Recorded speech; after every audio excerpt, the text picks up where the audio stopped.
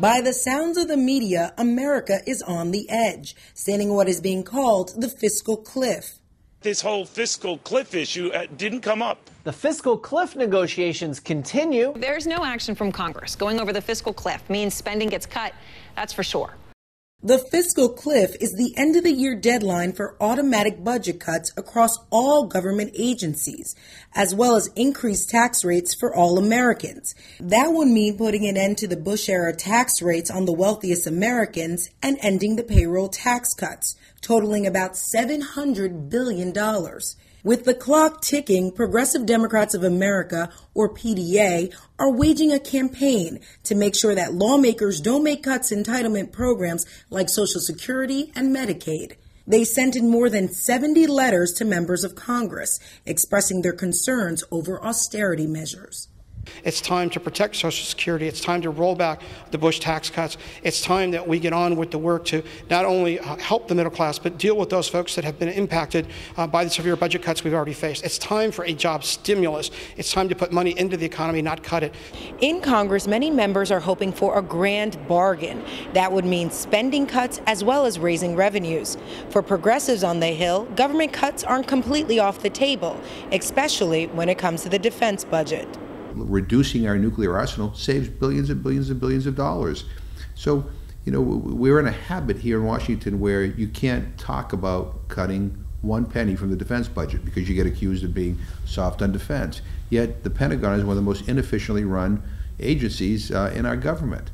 I want a tough defense, but I want a lean defense, and bloat in our defense budget doesn't provide any security for us. It's just waste. Massachusetts Congressman Jim McGovern says that his fellow Democrats have an opportunity to make a case for the uses of government and why austerity is the wrong path, especially during a recession.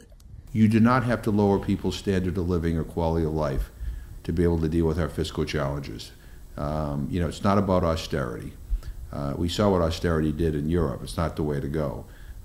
But it's about thoughtful, imaginative investments in government and figuring out a way, as we balance the budget to lift people up. And that's my hope. And that's what I would like to see happen. What will happen has yet to be determined, but many outside groups are trying to persuade the direction of the conversation. There is a strong campaign by the nonprofit Fix the Debt, headed by members of the bipartisan Simpson-Bowles Commission. On their website, they state that they, quote, don't support any one plan in particular, but whatever plan that moves forward should include reform to Medicare and Medicaid, changes to Social Security, as well as comprehensive tax reform. That means broadening the tax base, lowering tax rates, and raising revenue. This group has a combination of lawmakers and corporate interests on its board, like Chairman and CEO of Honeywell, David Coate, and Vice President and Co-Chairman of J.P. Morgan, James B. Lee Jr. Wall Street has made a push to impact the potential budget deal with this pledge and media appearances. And on November 19th, Goldman Sachs CEO Lloyd Blankfein said in an interview with CBS that taxes must increase on the wealthiest Americans, but citizens must also adjust their expectations of social programs. You're going to have to undoubtedly do something to lower people's expectations, the entitlements, and what people think that they're going to get, because they're not going to get it. Social Security, Medicare, Medicaid? Some things, and you could go back and you can look at the history of these things, and Social Security wasn't devised to be a system that supported you for a 30-year retirement after a 25-year career. So there'll be certain things that, the retirement age has to be changed, maybe some of the benefits have to be affected, maybe some of the inflation adjustments have to be revised. But in general, entitlements have to be slowed down and contained. Because we can't afford them going forward? Because we can't afford them. But can we really afford them in a country that has the largest GDP in the world? The Real News spoke with former federal banking regulator Bill Black to get his take. The last time we had similar levels of debt, we actually had considerably more debt, was in World War II and after World War II. And, not only was debt not immoral, it was absolutely the moral and practical thing to do. It's what got us out of the Great Depression.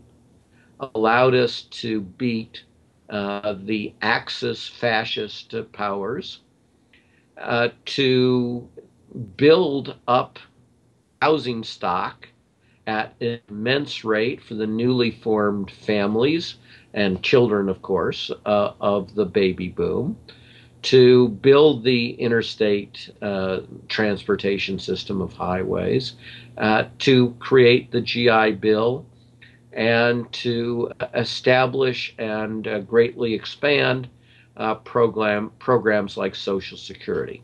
But the latest CNN ORC International survey shows that 7 out of 10 Americans want to see Republicans and Democrats come to a compromise on fiscal issues.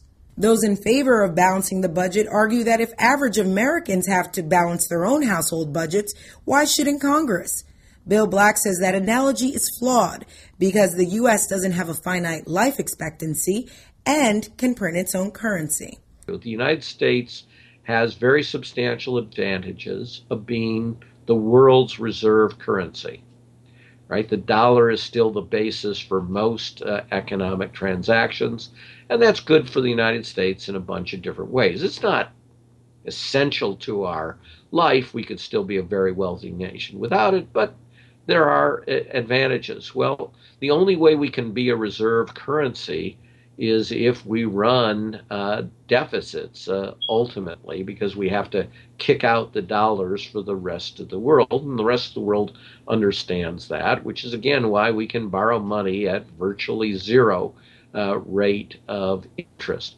President Obama plans to take his message on the road this week. He hopes to persuade Americans to pressure congressional leaders to support his agenda of ending Bush tax cuts on the wealthy and extending payroll tax cuts for households earning less than $250,000 a year.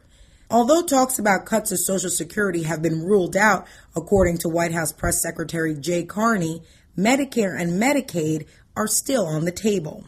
Social Security is not currently a driver of the deficit. That's an economic fact. And while the President supports engaging with Congress on a separate track to strengthen Social Security for the long term, we need to, when it comes to entitlements, we need to look at Medicare and Medicaid as we have already.